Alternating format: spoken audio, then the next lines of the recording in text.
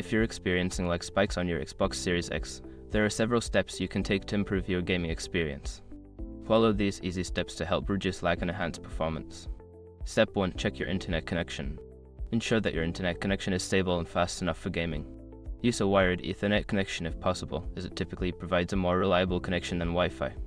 Step 2. Close background applications. Close any applications running in the background that may be using bandwidth or system resources. This includes streaming services, downloads, or other games that may be running.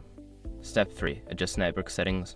Navigate to the network settings on your Xbox Series X. Make sure your NAT type is set to open and consider enabling quality of service QoS settings on your router to prioritize gaming traffic.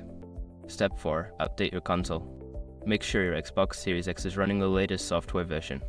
Go to Settings, then System, and select Updates to check for any available updates and install them. Step 5. Optimize game settings. Adjust the in-game settings for better performance. Lowering graphics settings or resolution can help reduce lag, especially in demanding games. Check for any performance modes available in the game settings. By following these steps, you should see an improvement in your gaming performance and a reduction in lag spikes. Enjoy your gaming experience.